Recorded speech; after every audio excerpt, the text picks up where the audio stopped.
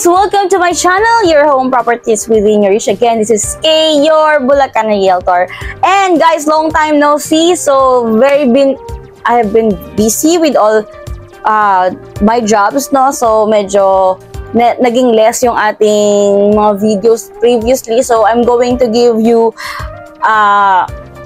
a vlog na i-showcase natin yung mga project natin here in Bulacan. So, yung ano ba yung mga magagandang project. And I know, guys, na finding a home is difficult, no? Mahirap talaga yan, guys, kasi it's a long-term commitment. So, kailangan talaga, once na kapag-decide ka na, is maitutuloy mo na siya kasi matagal ang kanyang bayaran. Maliban na lang kung ito ay kakash mo, syempre, kasayo na siya agad. Pero, syempre, it's a long-term commitment. Napakahirap mag-decide kung paano kukuha ng bahay, alin ang kukuning bahay. So, this vlog is for you. So, I'm going to help you tatry kong pagsamasamahin lahat ng project sa isang video.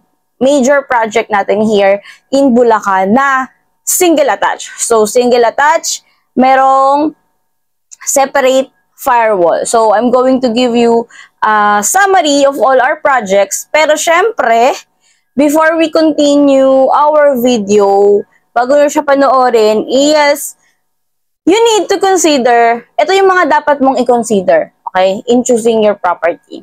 Pero syempre, I really advise na mag-schedule tayo ng tripping sa mga projects na to. So first, budget. Magkano ang budget mo? Doon papasok is kung magkano ang monthly payment na kaya mong ibigay doon sa project na yon. Kung pasok ba ang iyong monthly income. So yon, that's the first, budget. Second is location. So saan ba located yung project? Saan ba yung mga environment or vicinity, commercial spaces, or maganda ba yung location niya, saan siya malapit? So, yon, that's the second thing na you need to consider. So, ano ba siya? Bahain ba siya? Or medyo mahirap ba siya yung travel niya? So, that's the thing that you need to consider as well. Third is kung anong type ng property ang iyong i-purchase. So, for this project, no guys, for this vlog pala, so, ang i-discuss natin mainly is yung mga beautiful project natin na single attach. So, pag sinabing single attach, guys, ay meron siyang sariling firewall, no? 'Di ba? May sarili siyang firewall, so hindi siya nag-sharing. So, alam ko namang, alam niyo na 'to, lagi ko na siyang sinasabi sa vlog ko.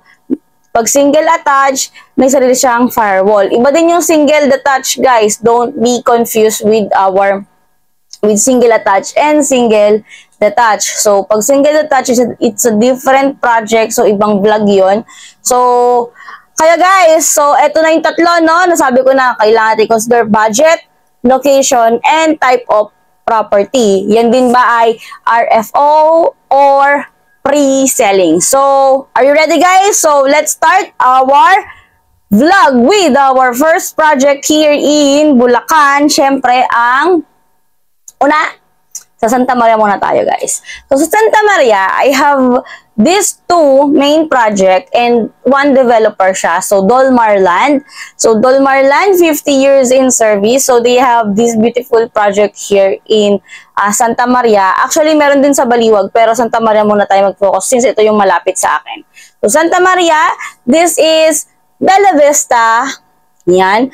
Bella Vista, first project here, located in San Vicente, Santa Maria. Very maganda rin ang location. Along the highway, along the road lang yung subdivision. And if you're familiar with Bulacan or Santa Maria, siguro nadadaanan nyo siya kung dumadaan kayo na San Vicente.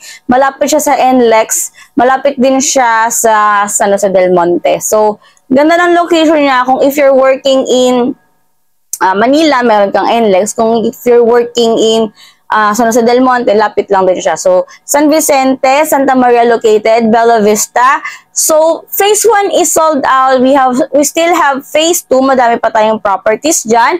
So, for Bella Vista 2, we have 3 bedrooms and 2 toilet and bath. So, meron siyang dalawang model units, si Bettina and si Beatrice. So, ito yung kanyang mga price range. Ito yung price range niya. Ilagay ko dyan sa screen.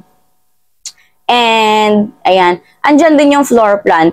Each model unit comes with 1 carport and 2 toilet and bath and 3 bedrooms. So, fences are not included. Ang maganda sa kanya is complete finish siya. So, ibig sabihin, pag lumipat ka, may partition na yung room mo, may tiles ka na, may painted walls ka na, plain white na painted walls. So, lilipat ka na lang talaga siya. So, available si Bella Vista in bank financing and Pag-ibig financing. But guys, always remember, down payment varies. Ang ipopost ko guys, ang pinost ko dyan guys, is yung bank financing. Why? Kasi mas mababa ang down payment siya. So, let's be realistic guys. Ang ipopost ko sa inyo is yung tingin ko na mas madali para sa inyo na bayaran. Kung afford nyo naman yung mas higher, syempre, ibibigay ko pa rin pag nag-inquire kayo, ibibigay ko sa inyo yung inquiry or yung computation kapag pag-ibig financing na. So, that's the first project. Second is Dolmar. Wait pala. Ang Bella Vista, guys, is a exclusive community, guarded community. So, meron siyang phase 1 and phase 2. Both phases have their own amenities. So, meron kang swimming pool, meron kang basketball court, and meron kang clubhouse. So, kung napapanood nyo na yung mga previous vlog ko, pinapakita ko doon guys yung current update with our phase 1 na amenities. Then, kung paano papasok yung papunta sa phase 2. So, that's our Bella Vista 2 project. Second project is Dolmar North Grove Hills project located in Catmon, Santa Maria. So, complete finish din ito. Napakaganda din na project na to. What I like with this project is ang kanyang 1.4 hectares 3 park. So, eto lang guys yung project here in Bulacan na meron kang 3 park na ganun kalaki, ganun kalawak. So, most projects here may park, pero eto lang yung talagang masabi ko na may jogging trail na mahaba, tapos overlooking siya. So, if you're looking for retirement home, no, perfect si North Grove Hills kasi you are close to nature. At the same time, you are secured because this is a guarded community. And meron ka pang mga amenities bukod doon. You have your swimming pool, you have your clubhouse, and your basketball court aside from the 1.4 hectares 3 park. And syempre sa location, malapit lang din siya sa NLEX. Although papasok yung North Grove Hills, papunta dun sa highway, papunta dun sa mismong subdivision, is almost lahat naman kasi guys, pag natitira na yung subdivision, is pwede ka nang mag-call ng tricycle doon, tapos yung guard na yung magtatawag doon, para hindi na kayo mahirap palabas tsaka papasok. Ang maganda pa dun guys, paglabas mo dun sa mismong parang papasok dun sa subdivision is, meron ka ng terminal ng tricycle, meron ka ng mga dumadaan na bus papuntang Bukawi, tapos Santa Maria sa may Walter Mart, tapos meron pang 7-Eleven paglabas doon. Okay, bye Hayan. So, yon. So, maganda rin yung location niya. Malapit din siya sa NLEX. And alam nyo naman guys, pag sinabing Bulacan, malapit na yung Bulacan International Airport dyan. So, aminin na natin sa hindi, medyo kaya maganda ang appreciation ng lupa dito sa Bulacan. Kasi nga, yung Bulacan International Airport na tinatayo. So, yon. Flood-free din siya. So, kung tatanungin nyo siya, flood-free siya. And kung din, accessibility, may mga malapit ding markets here sa dito sa North Grove Hills. So, madali lang din yung, tas paglabas mo pa na may mga schools din na malapit dito, universities. So, maganda rin yung location niya. Next is, so, tapos tayo sa Santa Maria. Ito lang yung project na iano ko sa Santa Maria. Next is yung San Jose del Monte. So, mas malapit ako dito, since dito ako nakatira sa San Jose del Monte. So, we have 1, 2, 3, 4, 5 projects. 5 projects here. Tapos, 4 developers. So, first natin is yung Mura muna. So, yung Mura. So, malapit to sa may Santa Maria, sa may Catmon. So, Idesha project. This Idesha project is by PA Properties and Hankyu Hanshin. And, ang maganda guys dyan is 100 years in service na ang Hankyu Hanshin. So, 25 years ang PA Properties. So, matagal na rin sila sa development ng projects ng mga house and lot, no? So, subok na. And napakaganda. Kung napanood nyo yung mga vlog ko doon sa Idesha, ang ganda ng site niya, hindi dahil sa binibenta ko siya. Pero matibay talaga siya. Matibay talaga siya. Quality yung mga ginamit na materials, hindi rin naman tinipid. Siyempre, Japanese standard nga tayo. And makakapal yung mga bakal na ginamit doon. Yun din yung isa sa mga maganda pa doon. Malawak din yung kanyang road. So, 12 meters wide ang kanyang main road and 10 meters wide 10 meters wide ang kanyang secondary road. So, what's nice pa kay Idesha or kay Sora model, yung single attached natin sa kanya is so, bare type siya. So, ikaw ang mag-design ng kanyang interior. So, kung paano mo siya gagawin, it's up to you, it's your budget. So, mas maano mo kung magkano lang yung i-spend mo sa kanya. So, pag tinurn over siya, bare siya, so, ibig sabihin, ganito itsura niya. So, wala ka pang partition sa second floor, wala kang tiles sa first floor and second floor. So, bare siya. Pero, ang maganda doon sa project na to, sa Idesha, first in the north to, the project ni Hankyu Hanshin and PA Properties, kasi primarily sa south talaga yung project ng Idesha. So, maganda ang kanyang mga amenities. Ano yung mga amenities niya? Ayan, pakita ko sa inyo. Show natin dyan sa screen para makita nyo. Yan kasi guys is kapag nag-tour tayo, hindi ko pa makapakita sa inyo kasi hindi pa yan tinatayo. Kasi kapag tinayo na yan, mas lalong magmamahal ang project natin dyan.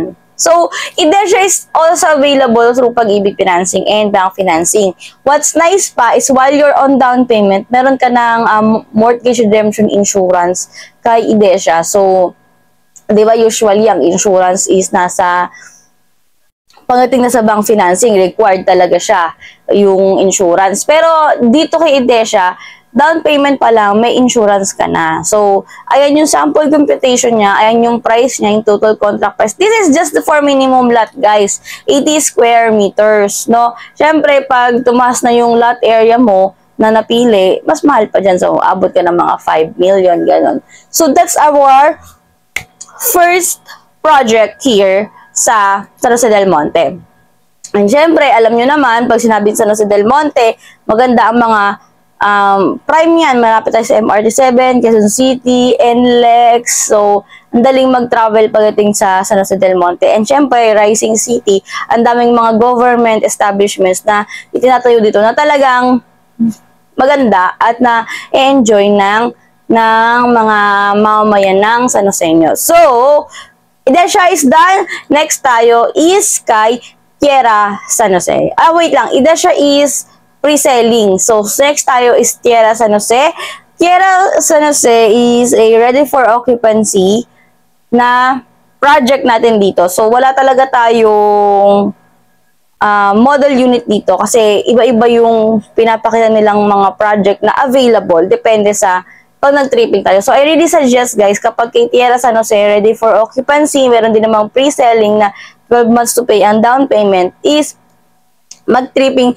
Kasi yung bahay na pwede mong makita is different from dun sa mga videos. Kaya kailangan mag-tripping talaga tayo. Kasi yung availability ng mga bahay is depende sa araw. Or depende sa month or quarter na pumunta ka. Kasi pwedeng yung iba na yung itatayo nila ulit. So, ganyan guys yung sample ng Tierra San Jose.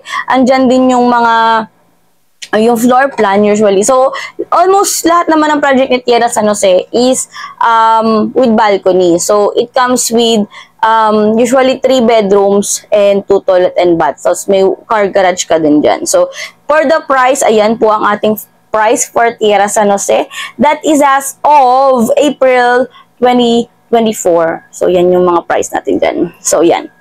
Okay. So, done na tayo. Ayan na. So, napapansin nyo ba, medyo pamahal na ng pamahal yung project natin? Okay. Pumunta naman tayo sa ating Eminenza 3, no? By Metro Store. Yan. So, for Metro Star, 15 years na in service, syempre, yan. Yan ang ating project dito sa San Jose del Monte na ready for occupancy. Meron din naman sila mga pre-selling.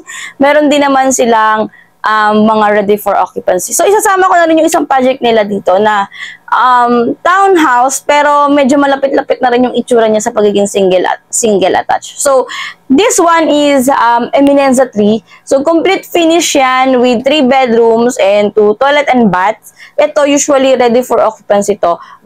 Pwede naman, meron mga ready for occupancy, talagang magbabayad ka na lang ng down payment mo, spot down payment. Then, mga 3 months, siguro lilipat ka na. Meron din naman mga waiting ng 6 months, 1 year, ganun. So, this is Eminenza 3. So, may 3 bedrooms, complete finish, small community lang talaga siya, guys. So, if you're looking for privacy, no, kung gusto mo tahimik lang, wala masyadong gulo-gulo, yan, Eminenza 3 is perfect. Malapit lang din siya sa mga hospitals and malls.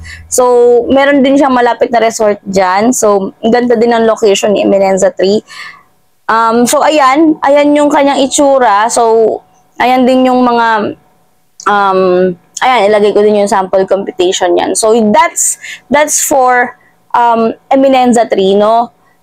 So, complete finish na yan. Ang maganda pa kay Eminenza 3 is, yung mga cabinets niya, kasama sa turnover. Tapos, yung kanyang countertop granite na yung nakalagay dun. So, ang ganda din. So, yung isang project ni Metro Star, nakatabing-katabi lang ni Eminenza 3 is yung pre-selling natin. So, meron yung 3 model unit. Ang model unit nun is Terra Prima tsaka, ano ba yung isa? Terra Prima tsaka Mera.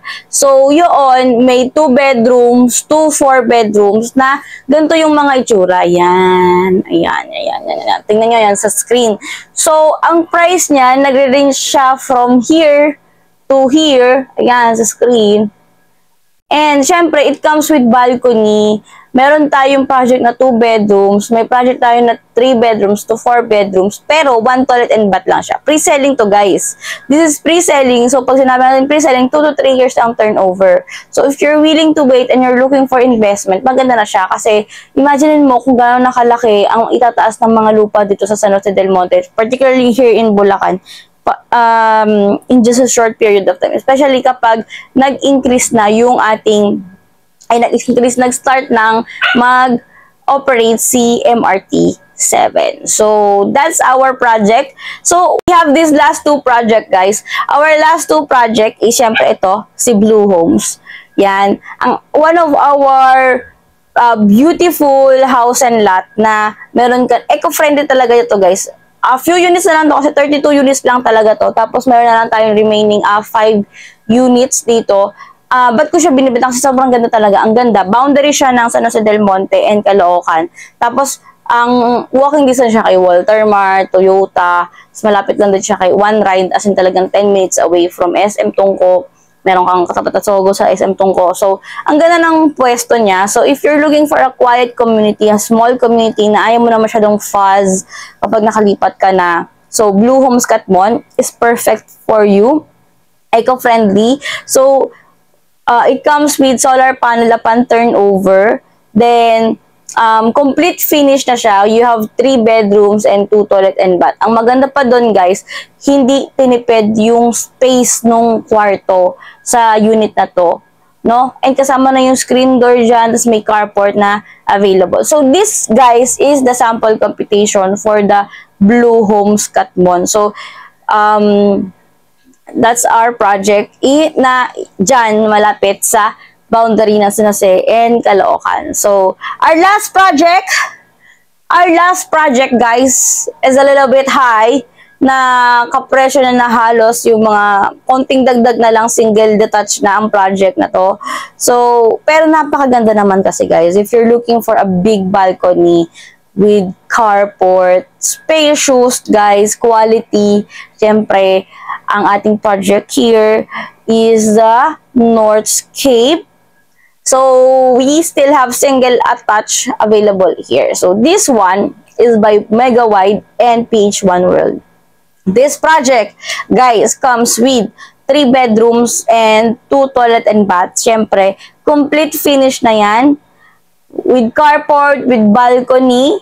And what's nice about this subdivision is it comes with a shuttle bus. So, shuttle bus ang ating, so meron siya mga pick-up points. So, this one is exclusive only for Northscape subdivision. So, it also comes with solar panel upon turnover. So, makakatipid ka na sa iyong kuryente. So, you don't have to worry. So, guys, this is our Northscape and this is our sample computation. Guys, yan.